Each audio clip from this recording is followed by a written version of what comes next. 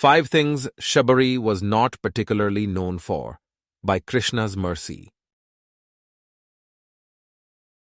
जातिहीन अगजन्म महिमुक्त कीन्ही असी नारी, महामंद मन सुख चहसी ऐसे प्रभु ही बिसारी.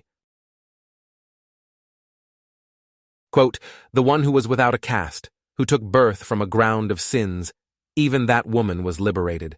O you of greatly foolish mind, how can you desire happiness while forgetting such a Lord? Dohavali, 156. 1. Opening temples.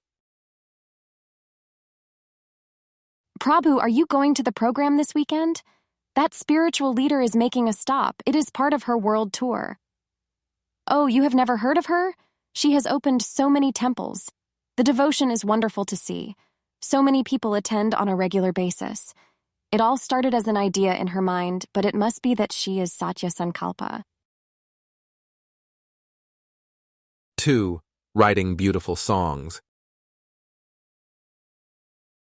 Prabhu, have you heard any of her music? It is enchanting. You will feel immediately transported to the spiritual world. Her skill and artistry are unique in this part of the world. She must carry a message from a higher realm. She is here to bring us back home.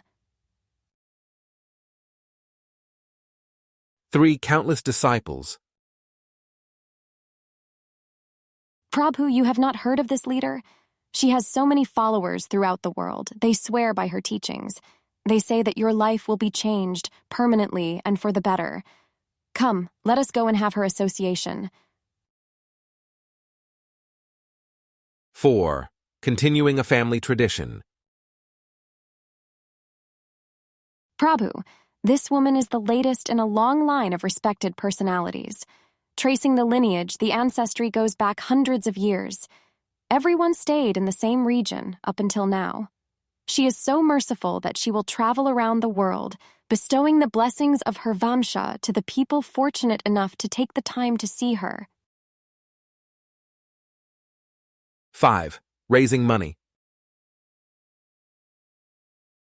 Prabhu, this woman has a gift. She can rally people together for a cause. Through her efforts alone, so much money gets raised for noble causes. She is like a modern-day saint. What more can we say? May she live a long life to continue giving hope to the fallen and the downtrodden. We have the case of an important person who is traveling about. They are considered important in the sense of demand for their time. Others wants to meet them. If only briefly, to catch a few glimpses, it would mean the world to them. Admirers are placed on a waiting list any time there is a public event. The seating capacity quickly fills up. For this hypothetical situation, we will say that the person of prominence is kind-hearted. They are liberal and generous. They genuinely wish they could satisfy the desires of every person they meet. They want to associate in a meaningful way, for more than a passing glance or a fleeting smile. They appreciate so much the support that they receive. In this case, it would be natural for the important person to ration their time. They would likely prioritize meeting other important people. After all, Bhagavad-gita describes how the leader sets the example. They are like the acharya who guides others through visible action. Yadyadacharati shreshthastatadevetro janah, sayat pramanam kurute lokastadanuvartate. Quote, whatever action is performed by a great man, common men follow in his footsteps, and whatever standards he sets by exemplary acts, all the world pursues.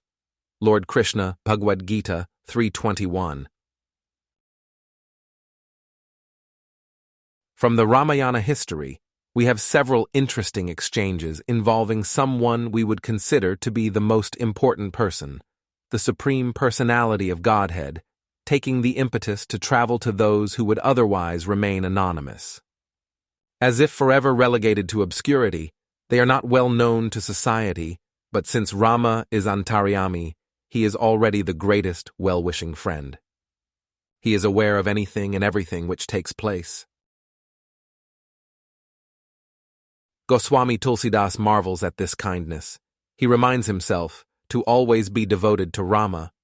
Trying to find happiness while forgetting such a benevolent and kind-hearted leader is a foolish proposition. The example to hold up for all to see, for evidence of the claim, is the meeting with the female ascetic named Shabari. She would not fall into any of the above-described situations. If we were attempting to persuade others to have her association, we could not point to visible accomplishments or strength tied to numbers. Rather, she was the embodiment of renunciation, and she could not claim a high status based on anything except her deeds and her heart. These were enough to impress Sri Rama. He visited Shabari in the forest. Shabari welcomed Rama with berries.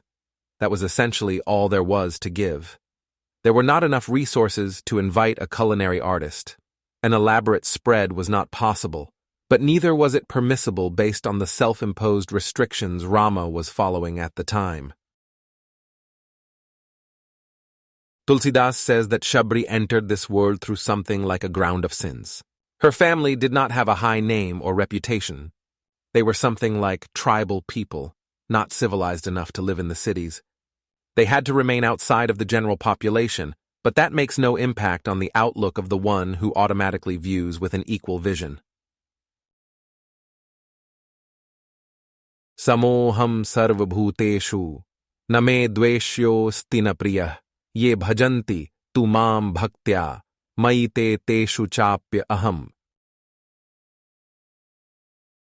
Quote, I envy no one, nor am I partial to anyone. I am equal to all.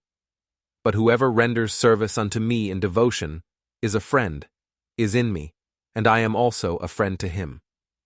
Lord Krishna, Bhagavad-gita, 9:29. The devoted souls are a friend to him. He is friendly towards them. This should be sufficient justification for following worship in devotion as a way of life. That devotion, in yoga, can transcend any and all so-called impediments or hindrances that the material existence may present before us. There is the potential to ascend as far as offering directly to Rama, for his pleasure alone.